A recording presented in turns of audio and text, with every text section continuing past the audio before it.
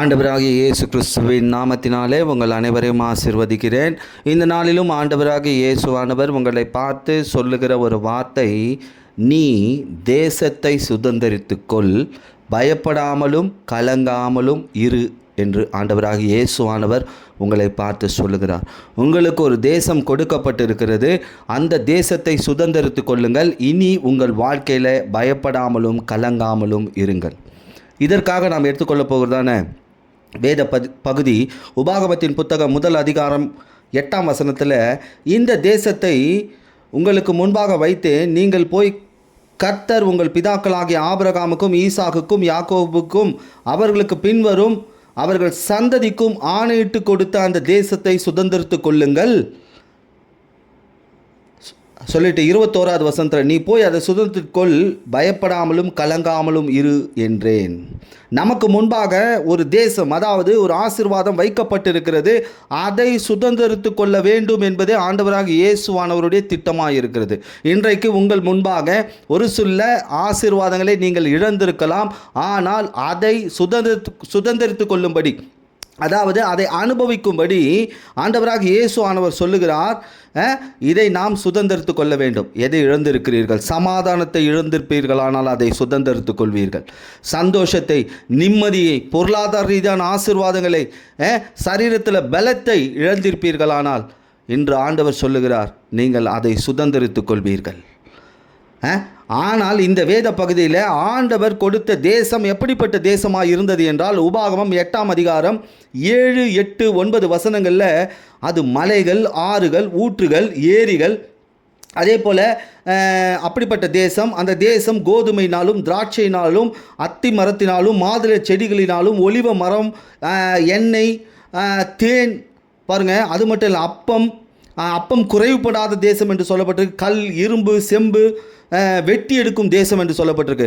அந்த காலகட்டத்தில் ஆண்டவராகிய இயேசுவானவர் அந்த ஜனங்களுக்கு இப்படியான ஆசீர்வாதங்களை கொடுக்க சாத்தியமானால், அந்த ஜனங்கள் அதை அனுபவித்தார்களானால், இன்று புதிய ஏற்பாட்டு விசுவாசிகளாகிய நாம் ஆண்டவராகிய இயேசுவின் இரத்தத்தினால் கழுவப்பட்டு நீதிமான்கள் ஆக்கப்பட்டு நமக்கு கொடுக்கப்படுகிற ஆசீர்வாதங்களை சுதந்திரித்து கொள்ள வல்லவர்களாக இருக்கிறோம்.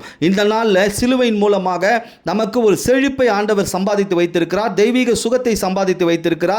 அதே போல கிருபையை கொடுக்கிறவராய் இருக்கிறார். இன்றைக்கு ஆண்டவர் நமக்கு கொடுக்கிற காரியத்தை சுதந்திரித்துக் கொள்கிறவர்களாய் நாம் இருக்க வேண்டும். ஆண்டவர் கொடுக்கிறார், அதை நாம் சுதந்திரித்துக் கொள்ள வேண்டும். இந்த தேசத்தை தான் ஆண்டவர் என்ன சொன்னார்? சுதந்திரித்துக் கொள்ளுங்கள் என்று மோசே இஸ்ரவேல் மக்களை பார்த்து சொன்னார். இன்றைக்கு நாம் எப்படி இருக்கிறோம்? ஆண்டவர் இன்றைக்கும் நமக்கு பல நன்மைகளை கொடுத்து கொண்டிருக்கிறார். நமக்கு முன்பாக பல நன்மைகளை வைத்து கொண்டிருக்கிறார்.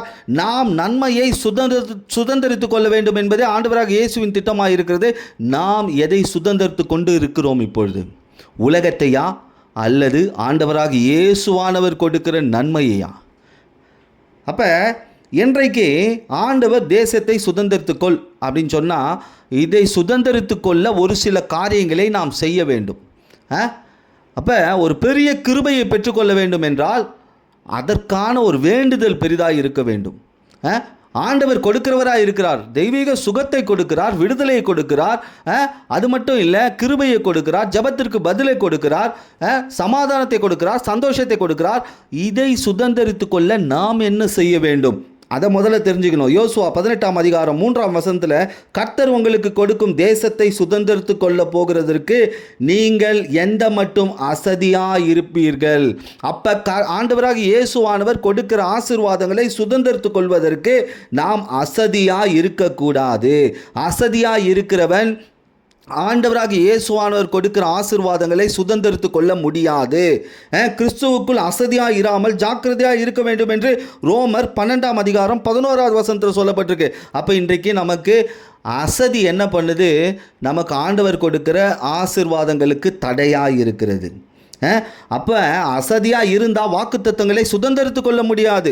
எபிரேயர் 6ஆம் அதிகாரம் 11வது வசனத்தில், நீங்கள் அசதியாக இராமல் வாக்குத்தத்தமான ஆசீர்வாதங்களை விசுவாசத்தினாலும் நீடிய பொறுமையினாலும் சுதந்திரித்து கொள்ளுங்கள். அப்போ அசதியாக இருக்கிறவர்கள் வாக்குத்தத்தங்களை சுதந்திரித்து கொள்ள முடியாது.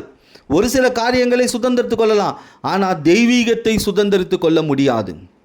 அப்போ இன்றைக்கு எனக்கு ஆண்டவர் கொடுக்கிற ஆசீர்வாதத்தை நான் சுதந்திரத்து கொள்ள வேண்டும் என்றால் நான் அசதியாக இருக்கக்கூடாது. ஏன்னா இந்த அசதி வாழ்க்கையை நஷ்டப்படுத்தும். அப்போ ஆண்டவராக இயேசு நோக்கி இன்றைக்கி ஜெபிங்க. ஆண்டவரே, என் அசதி மாறட்டும், என் சரீரத்தில் இருக்கிற அசதி மாறட்டும், என் வேலையில் இருக்கிற அசதி மாறட்டும், என் குடும்பத்தில் இருக்கிற அசதிகள் மாறட்டும். நான் எதிர்பார்த்திருக்கிற ஆசீர்வாதங்களை நீர் வைத்திருக்கிறீர், அதை சுதந்திரித்து கொள்ள என் வாழ்க்கையில் இருக்கிற அசதி மாறட்டும் என்று ஆண்டவரிடத்தில் சொல்லுங்கள். நிச்சயமாகவே ஆண்டவர் உங்கள் அசதியை மாற்ற வல்லவராக இருக்கிறார். அப்போ தேசத்தை சுதந்திரத்து கொள்ள முதலாவது அசதியாக இருக்கக்கூடாது. ரெண்டாவது, யோசுவா 1:13 உங்கள் தேவனாகிய கர்த்தர் இளைப்பாற பண்ணின இந்த தேசத்தை உங்களுக்கு கொடுக்கிற தேசத்தை சுதந்திரத்து கொள்ள கர்த்தர் கொடுக்கிற இளைப்பாறுதலுக்குள் வந்து சேர வேண்டும். அப்போ இந்த தேசத்தை சுதந்திரத்து கொள்ள ஆண்டவராக இயேசுவானவர் கொடுக்கிற ஆசீர்வாதங்களை சுதந்திரத்து கொள்ள இளைப்பாறுதலுக்குள்ளே வந்து சேரணும். எப்போ இளைப்பாறுதல் உண்டாகும்? இளைப்பாறுதல்னா ஒரு அமைதியான வாழ்க்கை, ஒரு அமைதியான சூழ்நிலை, எந்த ஒரு சஞ்சலமும் தவிப்பும் இல்லாத ஒரு காரியம்தான் இளைப்பாறுதல். இந்த இளைப்பாறுதல் எப்போ உண்டாகும் தெரியுமா? யுத்தம் ஓயும்போது தான் இளைப்பாறு. உங்கள் வாழ்க்கையில் ஒரு யுத்தம் நடந்துக்கிட்டு இருக்கே, உங்கள் சரீரத்தில் ஒரு யுத்தம் நடந்துகிட்டு இருக்கே, உங்கள் பொருளாதார ரீதியான காரியங்களில் ஒரு யுத்தம் நடந்துட்டு இருக்கே, இந்த யுத்தத்திற்கு ஒரு முற்றுப்புள்ளியை ஆண்டவர் வைப்பார். அதுதான் இளைப்பாறுதல். யோசுவா 14:15 யுத்தம் ஓய்ந்ததினால் தேசம் அமைதலாக இருந்தது, தேசம் இளைப்பாறுதலாக இருந்தது என்று சொல்லப்பட்டிருக்கு. அப்போ யுத்தம் ஓயணும். ஆவிக்குரிய யுத்த வீரர்களாக நாம் இருக்கணும், பிசாசை ஜெயிக்கிறவர்களாக இருக்கணும். மாம்ச யுத்தத்தை நாம் என்ன பண்ணணும்? ஜெயிக்கணும். மாம்சத்தில் யுத்தம் இல்லைன்னு வச்சுக்கோங்க, தேசத்தை சுதந்திரிக்க முடியாது, ஆசீர்வாதங்களை சுதந்திரிக்க முடியாது. யுத்தம் முடிந்தால் இளைப்பாறுதல். இந்த யுத்தத்திற்கு 2 கூட்டத்தார் நமக்கு தேவை. அவங்க வாழ்க்கையில் ஏதோ ஒரு யுத்தம் நடக்குது, சரீரத்தில் ஒரு யுத்தம் நடக்குது, பொருளாதார ரீதியான காரியத்தில் ஒரு யுத்தம் நடக்குது, பிள்ளைகளுடைய காரியத்தில் ஒரு யுத்தம் நடக்குது, குடும்பத்திற்குள்ளே ஒரு யுத்தம் நடக்குது. இந்த யுத்தத்தை நிறுத்த 2 பேர் நமக்கு தேவை. யாத்திராகமம் 14:14 கர்த்தர் உங்களுக்காக யுத்தம் பண்ணுவார், நீங்கள் சும்மா இருப்பீர்கள். ஆண்டவராகிய இயேசுவானவர் நமக்காக யுத்தம் செய்யணும். இந்த யுத்தத்தை நீங்களே ஜெயிச்சணும்னு நினச்சா முடியாது. ஆண்டவராகிய இயேசுவானவர் உங்களுக்காக யுத்தம் செய்யணும், யுத்தம் செய்வார். நீங்கள் விசுவாசிங்க. ஆண்டவரே, என் யுத்தம் நிற்கணும், எனக்கு ஒரு இளைப்பாறுதல் வேணும். ஒரே இளைப்பாறுதல் இல்லாமல் என்னுடைய வாழ்க்கை அலைந்து திரிகிற வாழ்க்கையாக இருக்குது, இதுக்கு ஒரு இளைப்பாறுதல் கொடுங்க ஆண்டவரே. ஆண்டவர் யுத்தம் செய்வார். ரெண்டாவது பாருங்கள், யோசுவா 11:18 யோசுவா 11:18 யோசுவா நெடுநாளாய் அந்த ராஜாக்கள் எல்லோரோடும் யுத்தம் பண்ணினான். அப்போ ஊழியர்கள் நமக்காக யுத்தம் பண்ணணும். இன்றைக்கி நமக்காக ஊழியர்கள் என்ன பண்ணிட்டு இருக்காங்க? யுத்தம் பண்ணிட்டு இருக்கிறாங்க, ஜெபத்தில், ஆலோசனை கொடுக்கறதுல. அப்போ இன்றைக்கு யுத்தத்தில் ஜெயிக்கணும்னா 2 பேர் தேவை. முதலாவது ஆண்டவராக இயேசுவானவர், 2வது ஊழியர்கள். அப்போ யுத்தத்தில் ஜெயிக்கும் போது இளைப்பாறுதலாக வாழ முடியும், தேசத்தை சுதந்திரத்துக் கொள்வீர்கள், உங்கள் வாழ்க்கையில் ஆண்டவர் வைத்திருக்கிற எல்லா ஆசீர்வாதங்களையும் சுதந்திரத்துக் கொள்வீர்கள். 3வது காரியம், முதலாவது சொன்ன அசதியாக இருக்கக்கூடாது, 2வது எப்படி இருக்கணும்? இளைப்பாறுதல், யுத்தம் நிறுத்தப்பட்டதாக இருக்கணும் வாழ்க்கையில். 3வது உபாகமம் 16:20 உன் தேவனாகிய கர்த்தர் உனக்கு கொடுக்கும் தேசத்தை சுதந்திரத்துக் கொள்ளும்படிக்கு நீதியை பின்பற்றுவாயாக. தேசத்தை சுதந்திரித்துக் கொள்ள நீதியை பின்பற்ற வேண்டும்.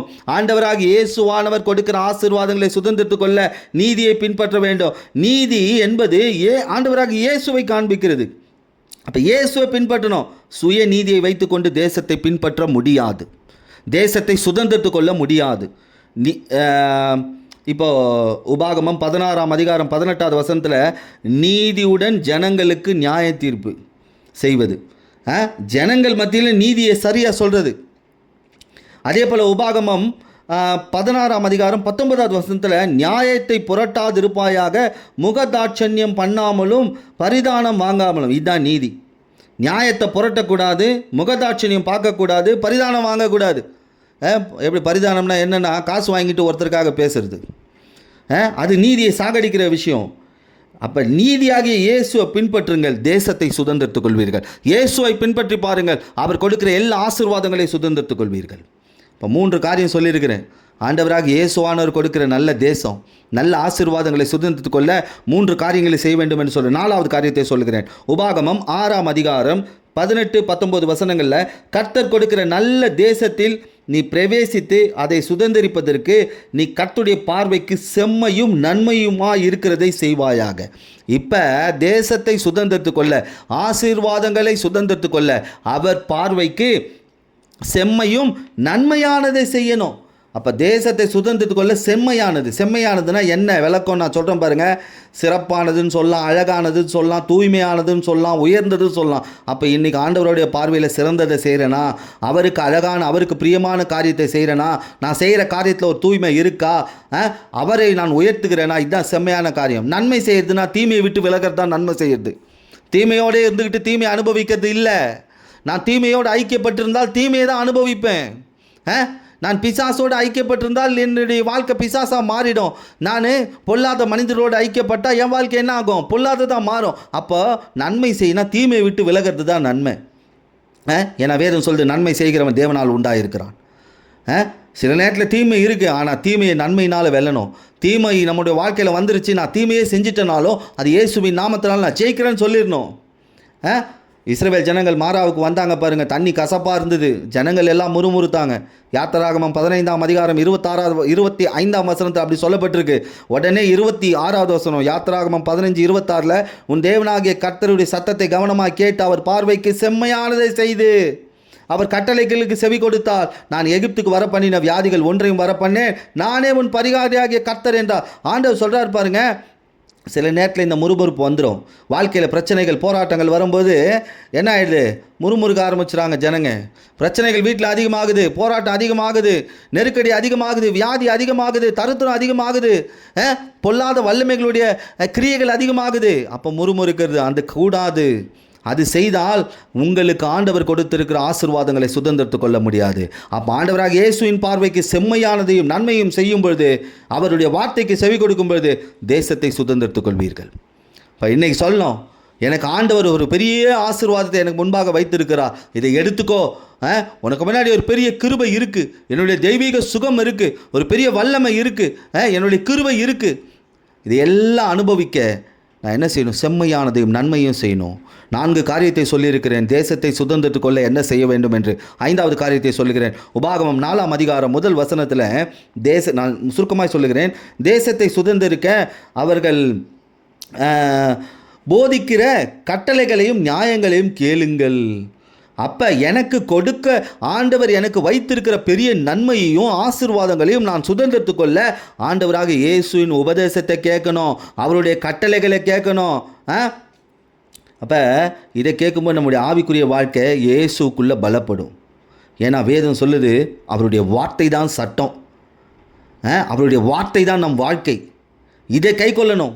இதை கை கொள்ளும் பொழுது நம்முடைய வாழ்க்கை ஆண்டவர் கொடுக்கிற தேசம் ஆசீர்வாதமான ஒரு வாழ்க்கையை சுதந்திரத்துக் கொள்ள முடியும். கட்டளையை குறித்து யோவான் 13ஆம் அதிகாரம் 34வது வசனத்தில் ஒருவரில் ஒருவர் அன்பாக இருங்கள், இதுதான் கட்டளை. அவர் கட்டளைகளையும் நியாயங்களையும் கேளுங்கள்னா, அவர் கட்டளை ஒருவரில் அன்பாக இருங்க. நான் சொல்கிறேன், இப்படி அன்பாக இருங்கன்னு சொல்கிறீங்களே பாஸ்டர், எப்படி எல்லாரோடையும் அன்பாக போக முடியும்? நான் சொல்கிறேன், அன்பு செலுத்த வேண்டிய இடத்துல அன்பு செலுத்துங்க. பிசாசு மேலே அன்பு செலுத்த முடியாது, அங்கே யாரும் அன்பு செலுத்த சொல்ல. ஆனால் நீங்கள் அன்புள்ளவர்களாக வாழ்ந்து பாருங்கள், ஆண்டவர் கொடுக்குற நன்மையை சுதந்திரத்துக் கொள்வீர்கள். அது இன்னொன்றும் சொல்கிறேன் பாருங்கள். எபிரேயர் 7ஆம் அதிகாரம் 5-6 வசனங்கள். இந்த இடத்துல கர்த்தருக்கு கொடுக்கறது ஒரு கட்டளை, தசமபாகம் கொடுப்பது ஒரு கட்டளையாக இருக்குது. தசமபாகத்தை சரியாக செலுத்துகிறோமா? வாக்குத்தத்தங்களை பெற்று ஆசீர்வதிக்கப்படுகிறோம் என்று வேதம் சொல்லுகிறது. அப்போ இன்றைக்கு அவருடைய வார்த்தையை கேட்பது, அவருக்கு சரியாய் கொடுப்பது தான் இந்த நன்மையும் நியாயமாக இருக்குது. இந்த நன்மை உபாகமம் 6ஆம் அதிகாரம் 24வது வசனத்தில் நன்மை உயிரோடு காக்குமா. நாம் செய்கிற நன்மைகள் என்ன பண்ணோம்? உயிரோடு நம்மை காக்கும். அப்போ ஆண்டவர் கொடுக்கிற தேசமாகிய ஆசீர்வாதத்தை சுதந்திரத்துக் கொள்ள அன்பு செலுத்தணும், கர்த்தருக்கு சரியாக கொடுக்கணும். இந்த கொடுக்கிற காரியத்தில், அவருக்கு காணிக்கை கொடுக்கிற காரியத்தில் சரியாக இருக்கணும். 5 காரியங்களை சொல்லியிருக்கிறேன். ஆண்டவராக இயேசுவானவர் கொடுக்கிற ஆசீர்வாதங்களை சுதந்திரத்துக் கொள்ள என்ன செய்யணும்? முதலாவது, அசதியாக இருக்கக்கூடாது. 2வது, யுத்த வாழ்க்கை வாழக்கூடாது, இளைப்பாறுதலுக்குள் இருக்க வேண்டும். 3வது நான் சொன்னேன், என்ன சொன்னேன்? தேசத்தை சுதந்து கொள்ள நீதியாகி இயேசுவை பின்பற்ற வேண்டும். அடுத்தது அவர் பார்வைக்கு செம்மையானதும் நன்மையானதையே செய்யணும். அடுத்தது நான் சொன்னேன், அவருடைய கட்டளைகளையும் நியமங்களையும் கேட்கணும், கர்த்தருக்கு சரியாக காணிக்க கொடுக்கணும். 6வது காரியத்தை சொல்கிறோம். உபாகமம் 11ஆம் அதிகாரம் 31வது வசனத்தில் தேசத்தை நான் சுருக்கமாக சொல்லுகிறேன். தேசத்தை சுதந்தரிக்க யோர்தானை கடந்து போ. அடுத்தது யோர்தானை கடக்கணும். ஆவிக்குரிய ஆசீர்வாதங்களையும் பூமிக்குரிய ஆசீர்வாதங்களையும் அனுபவிக்க யோர்தானை கடக்கணும். இந்த யோர்தான் என்றால் என்ன தெரியுமா? கரை புரண்டு ஓடுகிற யோர்தான். யோர்தான்னா மரணம்னு கூட சொல்லலாம். பாடுகள், கஷ்டங்கள், போராட்டங்கள் இதை காண்பிக்கிறது. அப்போ இன்றைக்கு ஆண்டவர் எனக்கு கொடுக்க வைத்திருக்கிற ஆசீர்வாதங்களை நான் சுதந்திரத்துக் கொள்ள என் பாடுகளையும் கஷ்டங்களையும் போராட்டங்களையும் என்ன பண்ணணும்? விசுவாசத்தோடு கடக்கணும். இதை கடப்பேன், நான் விசுவாசிக்கணும். வாழ்க்கையில் யோர்தான்கள் வரலாம், ஆனால் இயேசு விசுவாசிங்கள் யோர்தானை கடந்து விடலாம். உங்கள் பிரச்சனைகளை கடந்து விடலாம், பாடுகளை கடந்து விடலாம், போராட்டங்களை கடந்து விடலாம், உங்கள் வியாதிகளை கடந்து விடலாம், உங்கள் நெருக்கடிகளை கடந்து விடலாம். அப்போ ஆண்டவர் கொடுக்குற நன்மையை சுதந்திரத்து கொள்ள நம்ம என்ன பண்ணணும்? யோர்தான் பாடுகளை கடக்கணும் இயேசுவின் நாமத்தினால. அது மட்டும் இல்லைங்க, கடைசியாக ஒரு வார்த்தை சொல்கிறேன். இந்த ஆசீர்வாதங்கள் முழுவதையும் நான் சுதந்திரத்து கொள்ள யோசுவா 3ஆம் அதிகாரம் 1 வசனத்தில் இஸ்ரவேலர் யோர்தான் மட்டும் வந்து அதை கடந்து போகும் முன்னே அங்கே தங்கினார்கள். அடுத்தது இது தேவ சமூகத்தில் தங்கி காத்திருப்பதை காண்பிக்கிறது. ஆண்டவருடைய சமூகத்தில், ஆண்டவரே நீர் எனக்கு ஒரு நன்மையை வைத்திருக்கிறீர், என் தீமையை நன்மையாய் மாற்றி இருக்கிறீர், இதை அனுபவிப்பதற்கு நான் காத்திருக்கணும். ஆண்டவரிடத்தில் இன்னைக்கு நிறைய விசுவாச பிள்ளைகளுக்கு இல்லாத ஒரு பெரிய பிரச்சனை காத்திருப்பு இல்லை. காத்திருக்கிறவர்களுக்கு புது பலன் உண்டு. காத்திருக்கிறவர்கள் புது பலன் கொண்டு செட்டைகளை அடித்து எழும்புவார்கள் என்று சொல்லப்பட்டிருக்கிறது. அப்போ காத்திருக்கும் பொழுது என் வாழ்க்கையில் ஆண்டவர் எனக்கு வைத்திருக்கிற செழிப்பான தேசத்தை நான் அனுபவிப்பேன். ஆண்டவர் எனக்கு வைத்திருக்கிற நன்மைகளை நான் அனுபவிப்பேன். இன்னைக்கு ஆண்டவர் என்னை பார்த்து சொல்லியிருக்கிறாரு, இந்த தேசத்தை நீ சுதந்திரத்து கொள்ளு, பயப்படாத, கலங்காமல் இரு என்று. ஆனால் இந்த ஆசீர்வாதமான தேசத்தை சுதந்திரத்து கொள்ள நான் அசதியாக இருக்கக்கூடாது, ஜாக்கிரதையாக இருக்கணும். என் வாழ்க்கையில் யுத்தம் முடிக்கப்பட்டு இளைப்பாறுதலுக்குள்ளே இருக்கணும். அது மட்டும் இல்லை, நீதியாகி இயேசுவை நான் பின்பற்றணும். அவருடைய பார்வைக்கு செம்மையானதையும் நன்மையானதையும் செய்யணும். தீமையை விட்டு விலகணும். அது மட்டும் இல்லை, அவருடைய உபதேசத்தை கேட்கணும், அவருடைய கட்டளைகளை கேட்டு வாழணும். இயேசு மேலே அன்பு செலுத்துறது போல நாம் உலக மனிதர்களை மட்டுமல்ல, என் சொந்த சகோதர சகோதரி மேலே அன்பு செலுத்தணும். அது மட்டும் கர்த்தருக்கு சரியான காணிக்கை கொடுக்கணும். என்ன மாதிரியான பாடுகள், கஷ்டங்கள், போராட்டங்கள் வந்தாலும் அது இயேசுவின் நாமத்தினால் கடந்து செல்கிறவனாக இருக்கணும். அது மட்டும் இல்லை, திருச்சபையில் நான் காத்திருப்பதை கற்றுக்கொள்ளணும். அப்போ உங்கள் வாழ்க்கை நன்மையினால் நிரப்பப்படும். ஆண்டவர் கொடுக்கிற ஆசீர்வாதத்தை நீங்கள் நிச்சயமாக சுதந்திரத்துக் கொள்வீர்கள். இன்றைக்கு ஆண்டவராக இயேசு ஆண்டவர் உங்களை பார்த்து சொன்ன ஒரு வார்த்தை, சொன்னவர் தெய்வம், நீ தேசத்தை சுதந்திரத்துக்கொள், பயப்படாமலும் கலங்காமலும் இரு என்று சொல்லியிருக்கிறார். நிச்சயமாகவே ஆண்டவர் கொடுத்திருக்கிற தேசத்தை சுதந்திரித்து கொள்வதற்கான வழியையும் ஆண்டவர் வேதாகமத்தை சொல்லியிருக்கிறார். இந்த வார்த்தைகளை கேட்டிருக்கிறீர்கள், இதை பின்பற்றுங்கள். நிச்சயமாகவே ஆண்டவர் உங்களுக்கு கொடுத்திருக்கிற தேசத்தை சுதந்திரத்து கொண்டு ஆசீர்வாதமாய் வாழ்வீர்கள் என்று ஆண்டவராக இயேசுவின் நாமத்தில் ஆசீர்வதிக்கிறேன். கர்த்தர் உங்கள் வாழ்க்கையை உயர்த்தி ஆசீர்வதிப்பாராக. ஆமென்.